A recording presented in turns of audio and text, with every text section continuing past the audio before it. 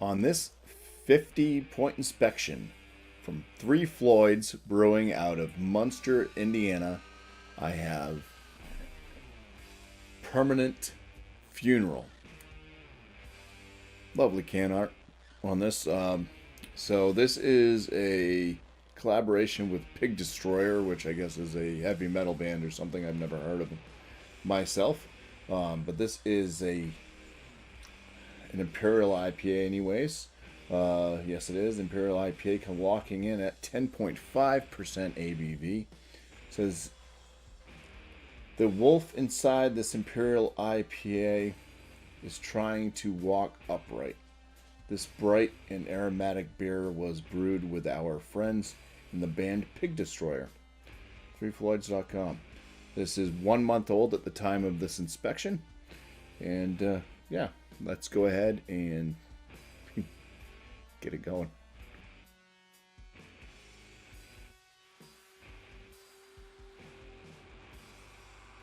Yeah, so that thing started leaking as I was just trying to pour it a little bit because I was getting too much of a head as I was pouring aggressively. But yeah, let's look at the color of this head here. It is a fairly tight, bubbled, frothy head. It's not leaving any lacing. It's just kind of gliding off the glass here. The head is a bit off-white. It's kind of got this creamy, almost like a slight peachy kind of orange coloration to it. It's from the beer color itself, sure. But yeah, definitely not a vibrantly bright white head. The beer itself is that nice kind of orange coloration. It's kind of that golden orange. It would be like melting one of those orange Dum Dum Pops, something along that color.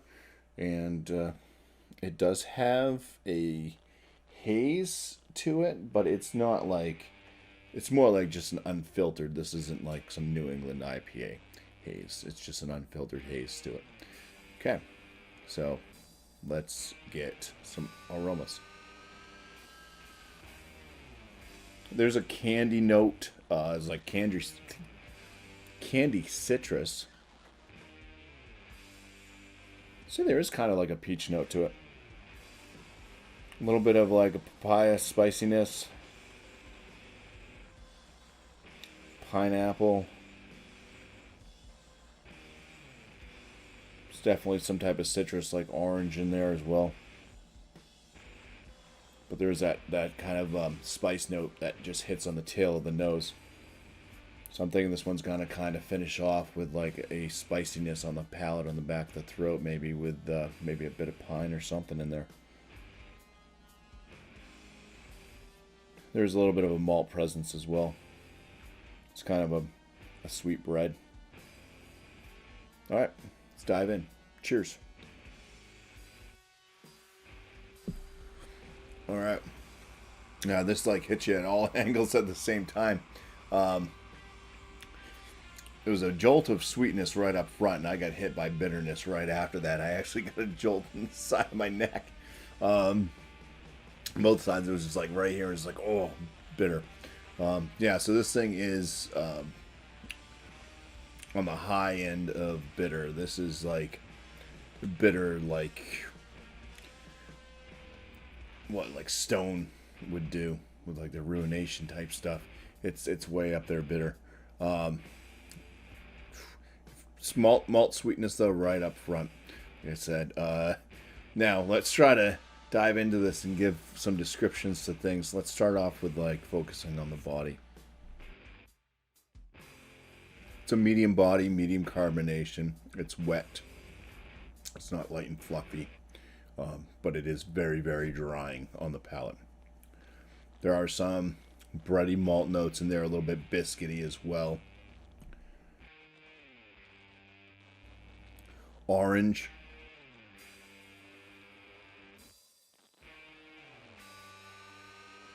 So like a touch of like a pineapple note.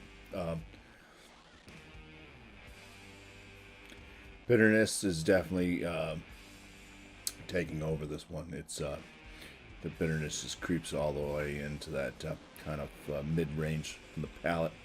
And it is a pininess, very going on the harsh end of piney. 10.5% ABV. I mean, it's got that harsh piney bitterness, but I guess the alcohol is kind of hidden. But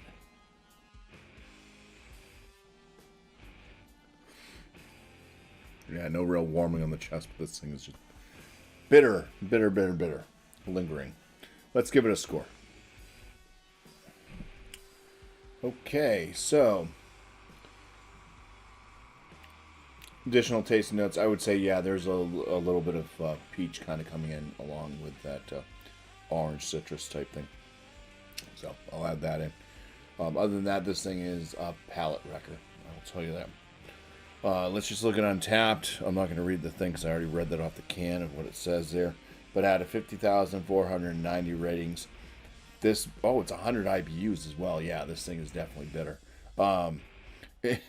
This thing rates, it averages out at a 4.27 out of 5, which on my scale would put that in a very good range. Now let me break down what I feel about this beer.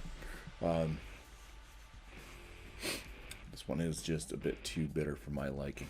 Years ago, maybe I could have done this. But appearance, 6 out of 6. I'll give it that. The aromas on it I thought were pretty nice. The malts coming through pretty good, along with some notes from the hops. 8 out of 10 on the flavor score. The aftertaste is killing me. And just the hops aren't able to shine through as much as they are on the aromatics, as far as giving off notes of something that resembles something like fruit. But the malt in this is nice. I do like the bready and the biscuitiness of it. So I'm going to give it a 13 out of 19 for the flavor score.